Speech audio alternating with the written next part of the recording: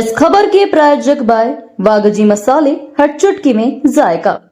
वागजी premix spices. Indore में मतदाता सूची में गड़बड़ियों को लेकर लंबे समय से उठ रहे सवालों के बीच अब चुनाव आयोग ने इंदौर हाई कोर्ट में 2023 में दर्ज शिकायतों के संबंध में शिकायतकर्ता से दोबारा साक्ष्य मांगे हैं। इन शिकायतों में आरोप है कि इंदौर के 6 विधानसभा क्षेत्रों की मतदाता सूची से 1,500 से अधिक मकानों को हटा दिया गया था। कांग्रेस के पूर्व पार्षद दिलीप कौशल की ओर से इंदौर हाई कोर्ट में याचिका दायर करने वाले जयेश गुरनानी ने बताया कि उन्होंने 2023 में चुनाव आयोग को विस्तृत शिकायत दर्ज कराई थी। शिकायत में कहा गया था कि मतदाता सूची से कई क्षेत्रों के पूर्व परिवारों के नाम हटा दिए गए हैं। आश्चर्य की बात यह है कि चुनाव आयोग ने इस मामले में 2 साल बाद जवाब दिया और इस शिकायतों के समर्थन में साक्ष्य पेश करने को कहा। गुरनानी ने बताया कि उनकी ओर से दी गई शिकायतों में 1600 से अधिक मकानों के मतदाता सूची से गायब होने के प्रमाण दिए गए थे, जिनमें इनकम टैक्स और भवन कर को आधार बनाया गया था। इनमें इंदौर की सभी 9 विधानसभा क्षेत्रों के पोलिंग बूथों के कई घर और बस्तियां शामिल हैं, जहां कई इलाकों में पूरा वार्ड प्रभावित हुआ है। चुनाव आयोग में चली और कल ये शिकायत जब विधानसभा चुनाव मध्य प्रदेश में होने वाले थे और मतदाता सूची का कार्य जो था वह प्रगतिशील था, उस समय एक शिकायत जो है वह पूर्व पार्षद दिलीप कौशल द्वारा की गई थी। उसमें इस इशू को रेस किया गया था कि जो बीएलओ हैं उन्हें डोर टू डोर सर्वे जो है वह किया जाना है और मतदाता सूची जो है उसका उन्हें उसमें नाम इंक्लूड करने हैं और एक्सक्लूड करने हैं।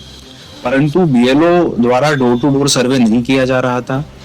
और इसका प्रमाण यह इस रूप में प्रस्तुत किया था कि जिन लोगों ने प्रॉपर्टी टैक्स भरा है उस मकान नंबर से भरा है और उनका नाम और वो मकान नंबर मतदाता सूची में इंक्लूड नहीं था। तो जो व्यक्ति प्रॉपर्टी टैक्स भर रहा है, जिसका वहां पर मकान है, आखिर उस मकान से कोई भी व्यक्ति का नाम इलेक्टोरल रोल्स में क्यों नहीं है, इस प्रकार की शिकायत करी थी। और उसमें इशू उठाया था कि चूंकि door to door survey proper नहीं हो रहा है, बीएलओ अपना कार्य जो है वह नियम अनुसार नहीं कर रहे हैं, इसके कारण जो मतदाता सूची है उसका जो वास्तविक स्वरूप है वह खंडित हो रहा है। कितने विधानसभाओं को लेकर ही पूरा प्रकरण था और ऐसे कितने नाम इंदौर की जितनी भी विधानसभाएं हैं उनके संबंध में शिकायत की गई थी, क्योंकि बीएलओ जो है वह डिस्ट्रिक्ट इलेक्शन ऑफिसर द्वारा पूरे इंदौर शहर के लिए बनाए गए थे। और जब यह देखा गया तो एक पर्टिकुलर बूथ के हिसाब से जब हमने जांच करी तो पता चला कि हर बूथ पर इस प्रकार की अनियमितता हुई है। तो कुछ बूथों को चिन्हित करते हुए, चुनिंदा बूथों को चिन्हित करते हुए यह शिकायत प्रस्तुत की गई थी और उसके बाद हमने चुनाव आयोग से मांग की गई थी कि इस पे एक जांच गठित की जाए और जांच में तथ्यात्मक बिंदुओं पर जांच करते हुए निकाला जाए कि आखिर कितने घर वास्तविक रूप से छूट गए हैं,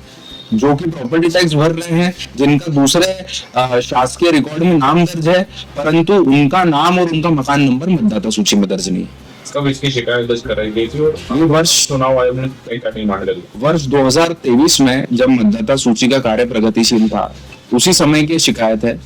परंतु उस समय तो कोई भी